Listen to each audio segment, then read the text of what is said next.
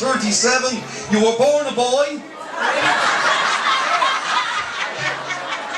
You were 5 before you were 6. As the years went on, you got older. You were 8.5 pounds when you were born. I rang up today to ask the name. I asked Carey, what's the name of your man, Dad? And he said, that's easy, Mr. and Mrs. Hughes. But you were born to James and Kathleen, and there was no one more surprised than James. And not many people know this, but Billy's dad was a boxer. Billy was a boxer, his man was a Labrador, and he grew up in Cabra, and growing up he was a very cheeky little boy.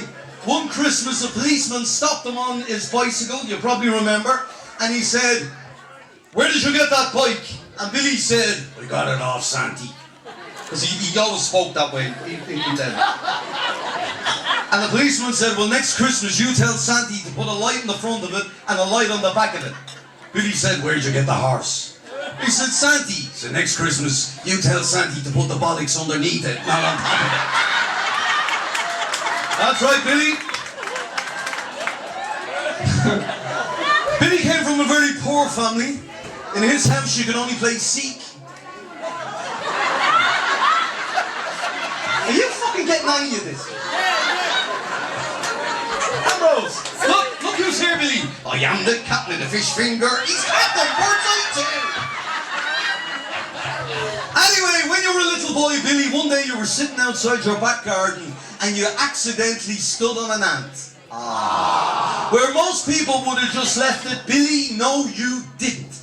You got a hammer and chisel, you chiseled the ant off your runners, you got them all better, and Billy, you haven't seen that ant in the last 76 years. Well, Billy, we've flown him here to be richer tonight, all the way from the Himalayas, where he's been teaching monks how to build hills. Will you please come in, Harry the Ant?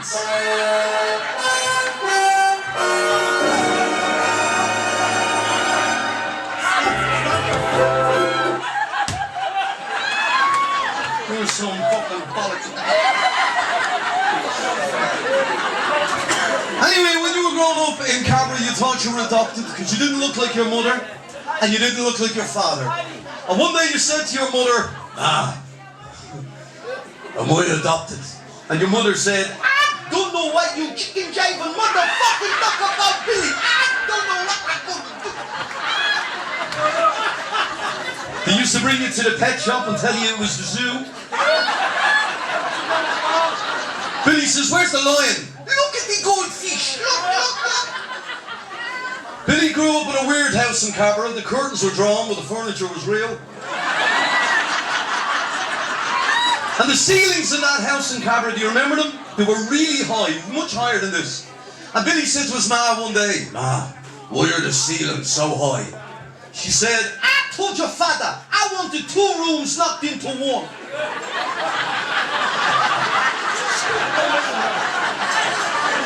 Are you fucking getting this? I'm doing comedy this side, fucking tragedy that side. Are you? Anyway, Billy's first job was in the local chipper in Cabra in Mazzoni's. He went in, he said to the guy, have you any chips left? Your man said, yeah. He said, well, it's your own fucking fault for cooking too many, you know what I mean? But because your man liked him for being such a cheeky little boy, he got the job in the chipper, but he was sacked the next day for putting his willy into the potato peeler. She was sacked the next morning. Anyway, Billy went on, and he used to work, according to Liam, to uni there. Did you work in there? No, I fucking knew you did. You work for Smurfit's Printers, is that right? No. Where did you work? Superior Printers. That's right. And you were there for many years where you were known as the hide-and-seek champion. Because they could never find you. Anyway, Billy went, as the years went on, you got older, and you went on to organise a talent contest, which you yourself won. And that was the start of Billy's career in singing. He then later sang in front of the Duke of York, the Duchess of Cambridge, the Queen Vic, and many other pubs before he found his true home in Finglas, the Drake Inn, where he was known as Ireland's Tom Jones, according to Kerry. Or was it Engelbert? Engelbert Jones, he was known as. He was so famous back then, he had his own band called the DJs. Red Hurley was on drums, Eric Clapton on guitar, Louis Armstrong on trumpet, and Billy on the dole. What a fucking great band they were. His second band were called the Symbolics. Billy was Sim. Anyway, he went on. And he was there in the Drake where he used to introduce superstars. Superstars. Matt Monroe, Guy Ritchie, the Rib Ticklers, and fucking Dale King. Superstars. Anyway, in 1985, the Drake sung. And Billy went on tour in France. Street. James Street and O'Connell Street. But he eventually found where he really belonged. In an island off fucking Africa. Laurie Hartz rang him up and said there's a problem with the village, and Billy was over the next morning to Lanzarote.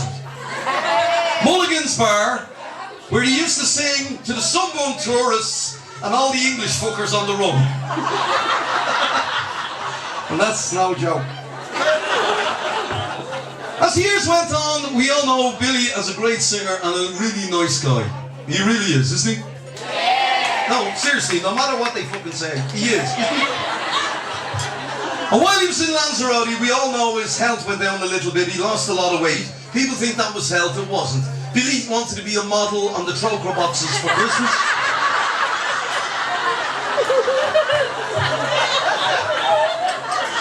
Anyway, but Billy developed a rare disease while in Africa called lazy bollock syndrome.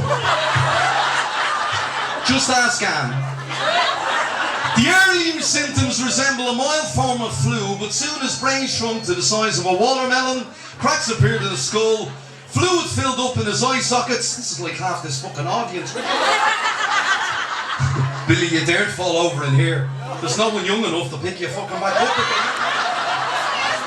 Is it true you got gift vouchers for Massey's? That's brilliant. I love that. Anyway, he began to grow hair. I have to tell you, by the way, I walked in tonight and I said, Billy, what's it like being 80? And you know what he said to me? Dave, I've 3 words of advice. Take this from an 80-year-old man. I said, okay, Billy, what is it? He said, number 1, never turn down the chance to have a piss. Number 2, never trust a fart.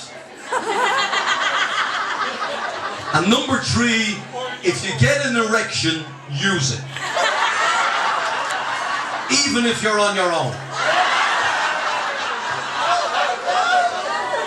Anyway, you got this terrible disease. And there was a bang off and worse than a traveller trying to read. But anyway, where am I now? Oh yeah, he couldn't do anything for a while, but eventually he got better. But before he got better, he had to go and see one of the doctors in off Africa.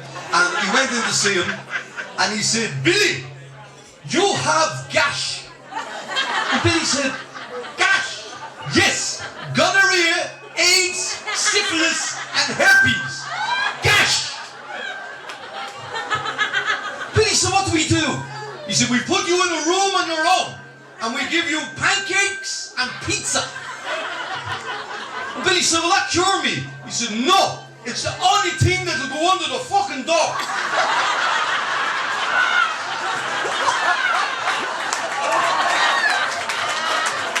Gosh. But anyway, he overcame that and he left the island and came back to this island, where he decided he needed a new knee. Is that right? Remember I rang you up and I asked you for the bones of the dog?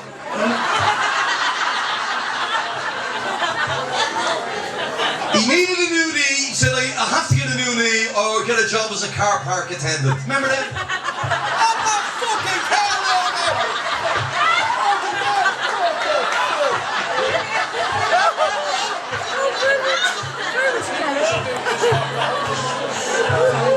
Anyway, he came back to get the new knee. He went straight into Kappa Hospital. Typical Irish doctor said to Billy, "Welcome to Kappa. I'm telling you now, don't mind the elephant. Come in, come in." But unfortunately, Billy ended up in the wrong room, and he woke up with a team of doctors around, and they said, "Wake up, Billy, wake up. We make terrible mistake.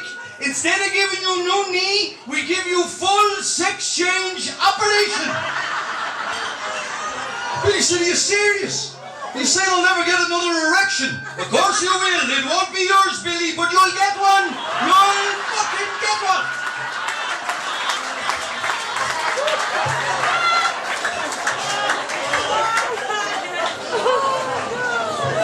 Anyway, Billy was running down in Kappa Hospital, and the doctor came in the next day and he said, "Look, Billy, I am plastic surgeon. I will make you a brand new Dickie Rock."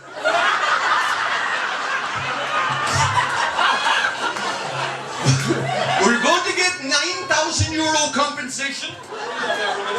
€9,000 compensation, and I can make you a brand new cockadoodle for 1,000 an inch.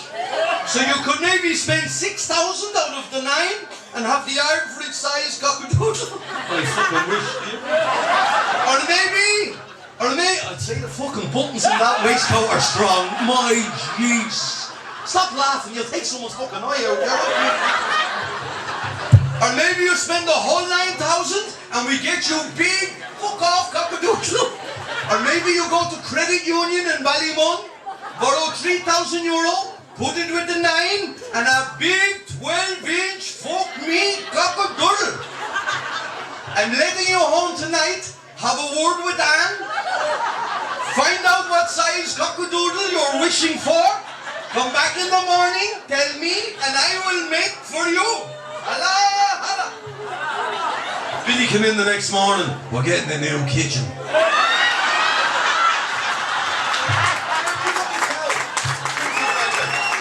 Anyway, Billy eventually came home and he got the against Dr. Celine's, or Sleens. Celine's, is it fucking Sleens? Sleens? He doesn't remember. With the doctor. Celine's advice, I believe she keeps you on a lovely, healthy diet of ginger nut biscuits and chocolate. In fact, you once opened a pack of digestive biscuits and you loved them so much that you kept them and you can't remember where you put them. And that was 24 years ago. Well, Billy, you haven't seen those biscuits in 24 years. But we have them here tonight, Anne, is that right? And bring up his pack of digestives.